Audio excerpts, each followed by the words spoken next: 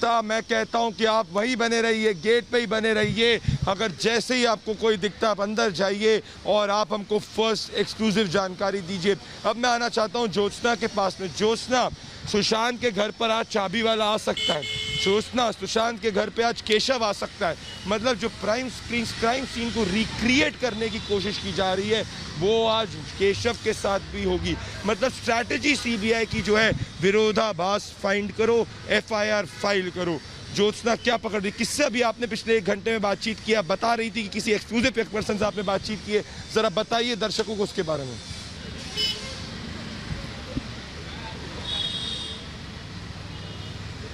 Guard से भी बात करने की कोशिश करी, लेकिन गार्ड से जैसे ही बात करने के लिए मैं पहुंचती हूं वो कुछ भी जवाब नहीं देते हैं। वो अपने गार्ड रूम में जाकर बैठ जाते हैं। लेकिन पास के पड़ोसी से मैंने बात करी तो उन्होंने कहा कि हम अलाउड नहीं है कुछ भी बोलने के लिए, हम कुछ भी बोल नहीं सकते। बट जब उन्होंने कहा कि हम अलाउड नहीं है बोलने के लिए तो मैंने उनसे पूछा कि क्या बोलने के लिए आपको किसी ने मना किया है क्या, स्पेसिफिकली किसी ने मना किया है क्या? फिर मेरे को ऐसा लगा कि शायद हो सकता है मुंबई पुलिस आसपास के लोगों को मना करके गई हो कि आपको किसी तरह का कोई बयान नहीं देना है। उससे पहले मैंने यहीं पर मौजूद एक महिला पड़ोसी से बात की थी जिसने शक जताते हुए, संदेह व्यक्त करते हुए साफ कहा था कि उस रात को जरूर कुछ ना कुछ हुआ है, क्योंकि कभी भी ऐसा नहीं होता। प्रदीप, उन्होंने कहा कि कभी भी ऐसा नहीं हुआ कि सारी रात उनके पूरे घर की हर कमरे की लाइटें बंद हों, क्योंकि 3:30 से 4 बजे तक सुशांत सिंह राजपूत हमेशा जागा करते थे, अपना काम किया करते थे। लेकिन जो रात रही, 13 जून की रात जो रही, उस रात को सिर्फ और सिर्फ किचन की लाइट जल रही थी। तो देयर वाज समथिंग हैपनिंग। उन्होंने भी ये शक जताया था बात करते हुए।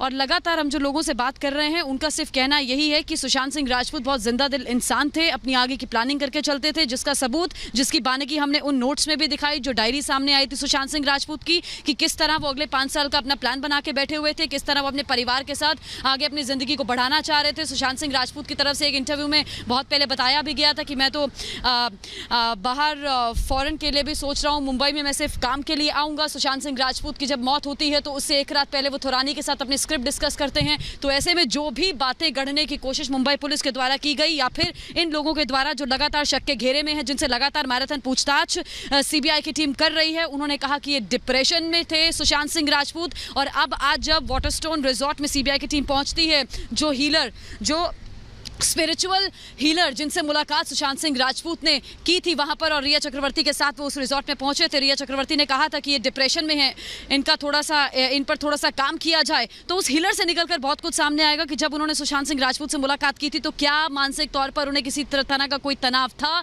क्या वो डिप्रेशन में थे, वो अच्छे से बता पाएंगे। बहरहाल जिस तरह श्वेता त्रिपाठी बता रही थी कि बार बार शक की सुई सबसे ज्यादा अगर किसी पर जाती है तो वो रिया चक्रवर्ती पर जाती है। तो मुझे ऐसा लगता है कि पहले इन लोगों से पूछताछ करके अगर बयानों में विरोधाभास है तो बार बार इन लोगों को सीबीआई की टीम बुलाएगी, बार बार इनसे पूछताछ करेगी, जब तक संतुष्ट नहीं हो जाती। इनसे बात करने के बाद सीधा रिया चक्रवर्ती को समन जारी कर रिया को बुलाया जाएगा, उनके परिवार वालों से पूछताछ की जाएगी, क्योंकि प्रमुख जो बड़े आरोप हैं वो रिया चक्रवर्ती पर लगाए गए हैं सुशांत सिंह राजपूत के परिवार की तरफ से। और सिद्धांत पिठानी अपने आप में आपको बताएं शक के दायरे में है। जिस तरह की हरकतें उन्होंने